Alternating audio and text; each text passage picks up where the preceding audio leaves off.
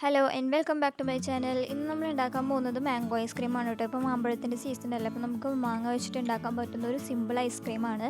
ഇതിന് fresh ക്രീമോ contents മിൽക്കോ ഒന്നും വേണ്ട കേട്ടോ. വീട്ടിലുള്ള ഇൻഗ്രീഡിയൻസ് കൊണ്ട് പെട്ടെന്ന് ഉണ്ടാക്കിയെടുക്കാൻ പറ്റുന്നതാണ്. അപ്പോൾ നമുക്ക് കടകളിൽ നിന്നൊക്കെ വാങ്ങുന്ന പോലത്തെ അതേ ഐസ്ക്രീം തന്നെ നമുക്ക് വീട്ടിലുണ്ടാക്കിയെടുക്കാൻ പറ്റും. അപ്പോൾ ആരെങ്കിലും ഇതുവരെ നമ്മുടെ ചാനൽ സബ്സ്ക്രൈബ് ചെയ്യാൻ മറന്നു പോയിട്ടുണ്ടെങ്കിൽ മറക്കാതെ സബ്സ്ക്രൈബ് ചെയ്യുക. അപ്പോൾ നമുക്കിതെങ്ങനെയാണ് ഉണ്ടാക്കണേന്ന് നോക്കാം. അപ്പം ഞാനിവിടെ ആദ്യം തന്നെ പാലൊന്ന് തിളപ്പിക്കുകയാണ്. അപ്പോൾ ഞാനിവിടെ ഒരു പാനിലേക്ക് കുറച്ച് പാൽ ഒഴിച്ച് കൊടുക്കുന്നുണ്ട്. ഇത് ഞാനിപ്പോൾ ഒരു 1.5 കപ്പ് പാലാണ് എടുത്തിട്ടുള്ളത്.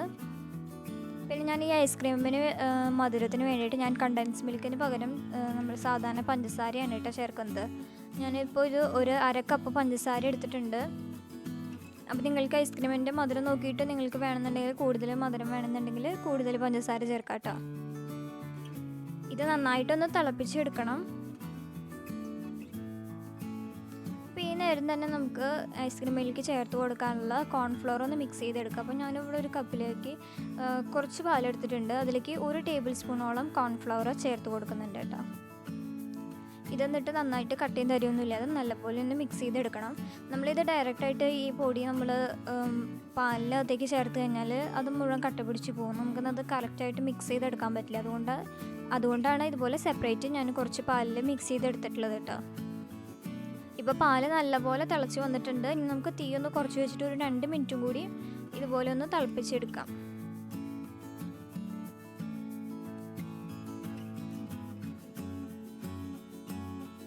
ഇപ്പോൾ ഒരു 2 മിനിറ്റ് കഴിഞ്ഞിട്ടുണ്ട് കേട്ടോ. അപ്പോൾ നമ്മൾക്ക് ഇതിലേക്ക് നേരത്തെ നമ്മൾ കലക്കി വെച്ചാൽ ആ കോൺഫ്ലവറിൻ്റെ മിക്സ് നമുക്ക് ഈ പാലിലേക്ക് ഒഴിച്ചു കൊടുക്കാം കേട്ടോ.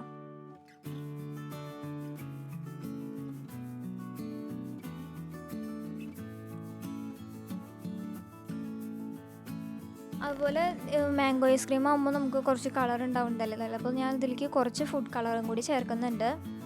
അപ്പോൾ നിങ്ങൾക്ക് ഫുഡ് കളർ ഓപ്ഷനിലാണ് വേണമെന്നുണ്ടെങ്കിൽ ചേർത്താൽ മതി കേട്ടോ. അതല്ലെങ്കിൽ കുറച്ച് മഞ്ഞൾപ്പൊടി ചേർത്താലും മതി. പക്ഷെ മഞ്ഞൾപ്പൊടിയുടെ ആ ടേസ്റ്റ് ഒന്നും ഐസ്ക്രീമിന് ഉണ്ടാവില്ല കേട്ടോ. ശരിക്കും കുറച്ച് ഫുഡ് കളറും കൂടി ചേർത്താലാണ് നമ്മൾ ഫൈനലി നമ്മൾ ഐസ്ക്രീം ഉണ്ടാക്കി വരുമ്പോൾ ആ ഒരു കളർ ഉണ്ടാവുള്ളൂ.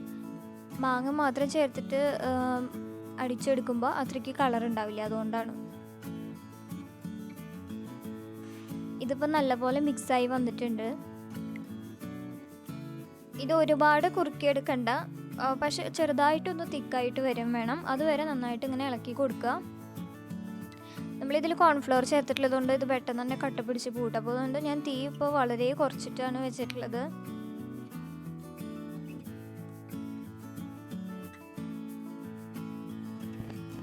ഒരു 3-4 മിനിറ്റൊക്കെ എടുക്കും ഇതൊന്ന് റെഡിയായി വരാനായിട്ട്.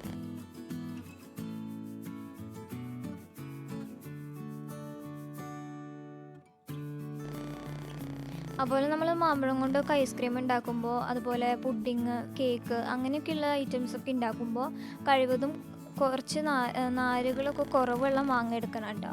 ഒരുപാട് നാരുള്ള മാമ്പഴമൊക്കെ എടുക്കുകയാണെന്നുണ്ടെങ്കിൽ പിന്നെ അത് നമ്മൾ ഈ പുഡിങ് അല്ലെങ്കിൽ കേക്കൊക്കെ ഉണ്ടാക്കുമ്പോൾ അതിനകത്ത് നിറച്ച് മാങ്ങയുടെ ആ നാരുകളായിരിക്കും.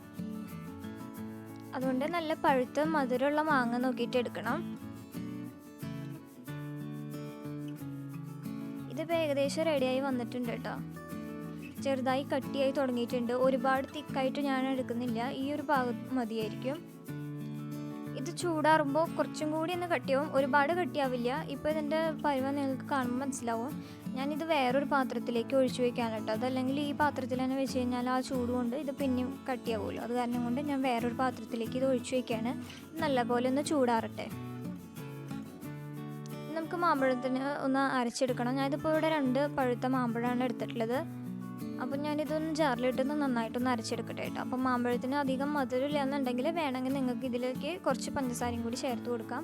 ഞാനിപ്പോൾ ഇതിലേക്ക് പഞ്ചസാരയൊന്നും ചേർക്കുന്നില്ല, ഞാൻ വെറുതെ ഇതൊന്ന് മിക്സിയിലൊന്ന് അരച്ചെടുക്കുകയാണ്.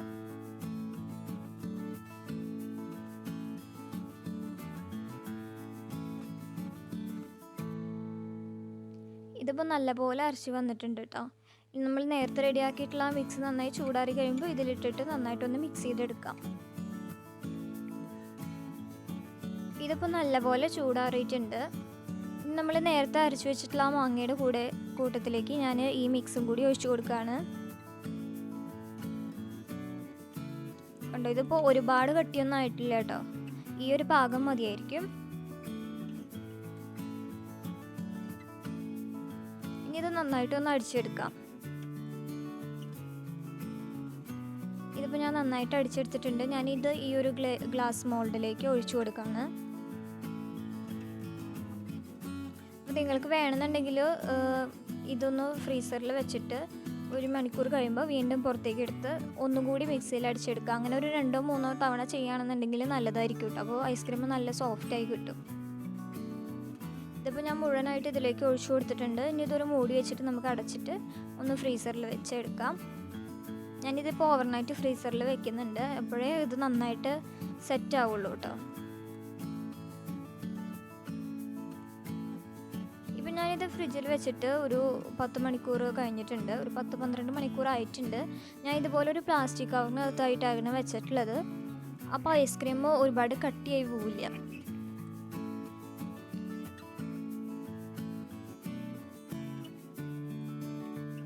അങ്ങനെ നമ്മുടെ ഐസ്ക്രീം ഇപ്പോൾ റെഡി ആയിട്ടുണ്ട് കേട്ടോ. നമ്മൾ കടയിൽ നിന്നൊക്കെ വാങ്ങുന്ന പോലത്തെ തന്നെ ഐസ്ക്രീമാണ്. നമുക്ക് വീട്ടിലും യാതൊരു പ്രിസർവേറ്റീവ്സും ചേർക്കാണ്ട് ഉണ്ടാക്കിയെടുക്കാൻ പറ്റുന്നതാണ്. അപ്പോൾ എല്ലാവരും മറക്കാതെ ട്രൈ ചെയ്ത് നോക്കുക. വീഡിയോ ഇഷ്ടപ്പെട്ടെങ്കിൽ എല്ലാവരും ലൈക്ക് ചെയ്യുക. ഫ്രണ്ട്സിനും റിലേറ്റീവ്സിനും എല്ലാവരും ഷെയർ ചെയ്യണം കേട്ടോ. Thanks for watching.